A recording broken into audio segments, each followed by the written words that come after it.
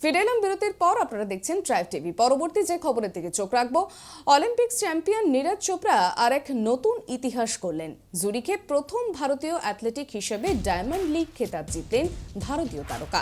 বৃহস্পতিবার ফাইনালে প্রথম প্রয়াসে তার থ্রো ফাউল হয়, তবে দ্বিতীয় প্রয়াসেই 88.44 মিটার জ্যাভলিন ছুড়ে বাকি প্রতিযোগীদের পেছনে ফেলে দেন তিনি, যা তার খেলোয়াড় জীবনের চতুর্থ সেরা থ্রো।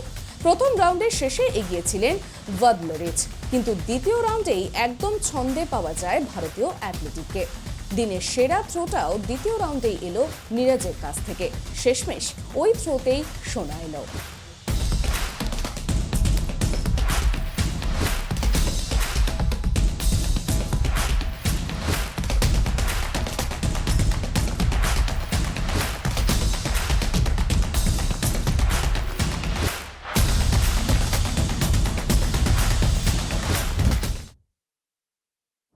AIFF এর সভাপতির চেয়ারে বসেই ভারতীয় ফুটবলের উন্নতির স্বার্থে একগুচ্ছ পরিকল্পনার কথা জানালেন কল্যাণ চৌবে।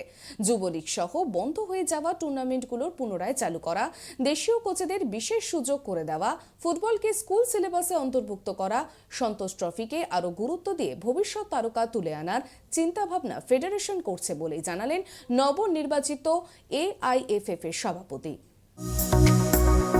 প্রতিদ্বন্দ্বী বাইচুং ভুটিয়াকে 33-1 ভোটে হারিয়ে AIFF এর সভাপতি নির্বাচিত হয়েছেন কল্যাণ চৌবে। বৃহস্পতিবার কলকাতার এক হোটেলে সাংবাদিক সম্মেলনে ভারতীয় ফুটবলের উন্নতির স্বার্থে এক গুচ্ছ পরিকল্পনার কথা জানালেন কল্যাণ।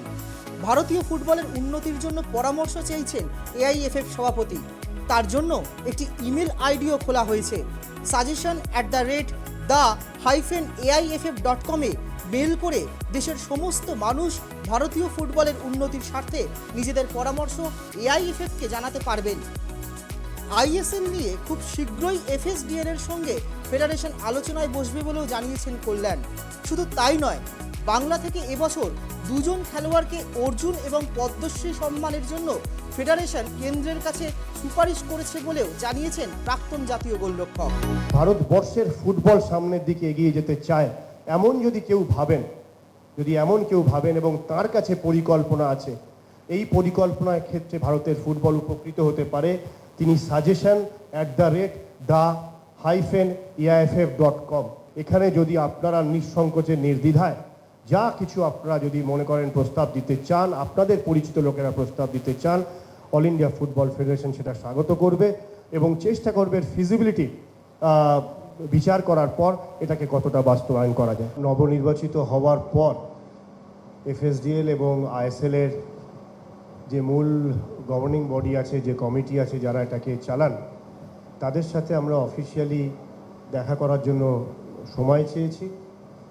আমরা মিউচুয়াল একটা কনভিনিয়েন্ট তারিখে আমরা তাদের সাথে বসবো। যে প্রাক্তন খেলোয়াড়েরা ভারতবর্ষের সেই সময় ভীষণ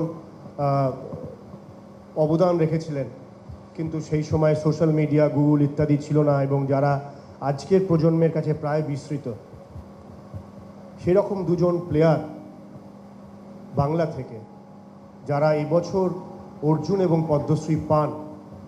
15ই সেপ্টেম্বর আমাদের নাম পাঠানোর শেষ তারিখ, কিন্তু যেহেতু আমরা কেবলমাত্র রেকমেন্ড করতে পারি, সেহেতু এটা অনুচিত হবে রেকমেন্ডেশনের সাথে সাথেই নাম দেওয়াটা, নাম ডিসক্লোজ করাটা।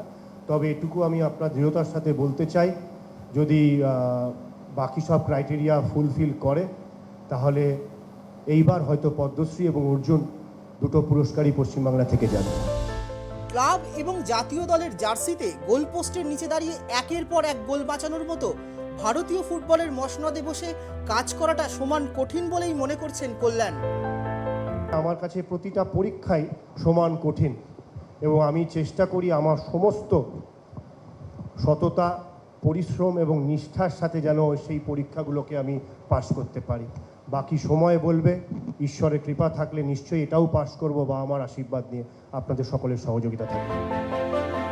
ভারতীয় ফুটবলের নতুন নতুন তারকাদের তুলে আনতে সন্তোষ ট্রফিতে বেশি করে জোর দেওয়ার পাশাপাশি বন্ধ হয়ে যাওয়া টুর্নামেন্টগুলো পুনরায় চালু করা এবং লাইসেন্স প্রাপ্ত দেশীয় কোচেদের আরও বেশি করে কাজের সুযোগ করে দেওয়ার চিন্তাভাবনাও ফেডারেশন করবে বলে জানিয়েছেন কল্যাণ।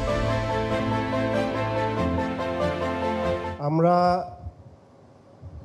যে টুর্নামেন্টগুলো ভারতীয় ফুটবল এবং ভারতীয় ফুটবল খেলোয়াড়েরা দেখে এবং খেলে বড় হয়েছে, সেই টুর্নামেন্টগুলোকে পুনরায় রিভাইভ করা।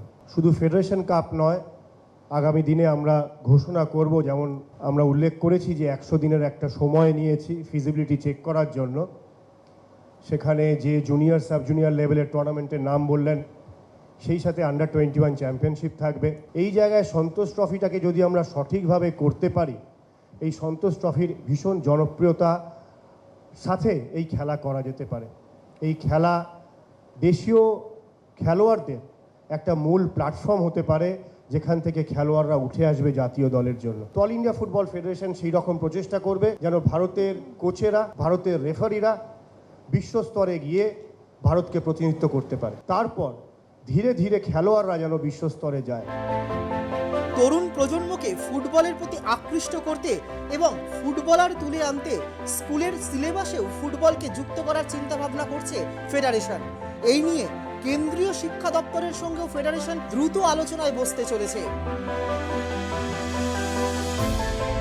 কিন্তু যে বাবা মা ক্লাস 1-এর শিশুকে, ক্লাস 2-এর শিশুকে হাতে ধরে বা স্কুল বাসে করে বা নিজের গাড়ি করে স্কুলে নিয়ে যাচ্ছে, সে সেই সেম লজিস্টিকের সময় যখন সে স্কুলে থাকছে, এআইএফএফ যদি তার লাইসেন্স কোচকে ওই স্কুলে পিটি টিচারের সাথে যুক্ত করতে পারে, স্কুলের সিলেবাসে যে গেমস পিরিয়ড আছে, সেই গেমস পিরিয়ডে যদি তারা ফুটবলের লাইসেন্স কোচের কাছ থেকে ফুটবল শিখতে পারে, তাহলে আন্দামানে 6 বছর বয়সী বাচ্চা শিশু যে স্ট্র্যাটেজি, যে বেসিক টেকনিকের মাধ্যমে ফুটবল শিখবে, সেটা পশ্চিমবাংলা, মহারাষ্ট্র, গুজরাট বা গোয়াতেও শিখবে। তো আপনি যখন 6 বছর ধরে একটা শিশুর বেসিক্স তৈরি করবেন, যে কিভাবে বলটা পাস করতে হয়, কিভাবে বলটা ধরতে হয়, কোনখানে মারলে বলটা উপরে যায়, কোনখানে মারলে বলটা নিচ দিয়ে যায়, যখন 6 থেকে 12তে এই বেসিক সে শিখতে পারবে, তখন 13 থেকে 18তে সে ম্যাচ এক্সপোজারের জন্য ইউথ লিগ খেলবে। এতে সময় এবং অর্থ দুটোরই সাশ্রয় হবে। আপনাকে নতুন কোনো রকেট সায়েন্স করতে হবে না, স্কুলের সিলেবাসে ফুটবলটাকে জুড়ে দিতে হবে। ফেডারেশন সভাপতি হিসেবে দেশের ফুটবলের পাশাপাশি বাংলার ফুটবল, বিশেষ করে ময়দানের 3 প্রধানকে নিয়েও বিশেষ চিন্তাভাবনা করা হবে বলেও জানিয়েছেন কল্যাণ চৌবে। এই দুটো ক্লাবের সমর্থন বিশ্বের মধ্যে সব থেকে বেশি। এই দুটো ক্লাবের জনসমর্থন এমন যে বিশ্বের অনেক দেশের তত মোট জনসংখ্যাই নেই। তো স্বাভাবিকভাবে এটা বলাই যায় যে তাদের জন্য বিশেষ পরিকল্পনা আনতেই হবে। কিন্তু এটা বলার সাথে সাথেও আপনাকে মাথায় রাখতে হবে, আপনি একটা প্যারেন্ট বডি, আপনি একটা সর্বভারতীয় ফুটবল সংস্থা।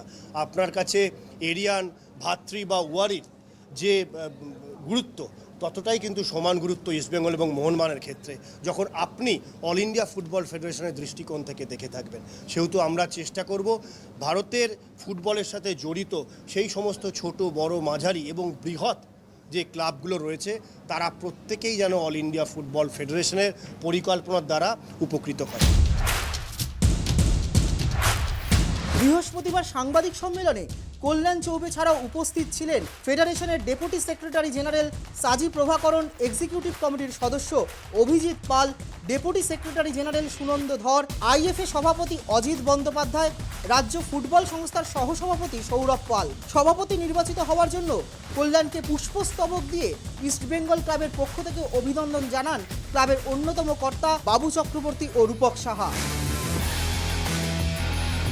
ক্যামেরায় অপূর্ব মাঝির সঙ্গে রিমিক মাঝি, tribe TV, Kolkata. Mid day prime আজকের মতন এই পর্যন্তই। অন্যান্য সব খবরের আপডেট পেতে চোখ রাখুন ট্রাইব টিভির পর্দায়।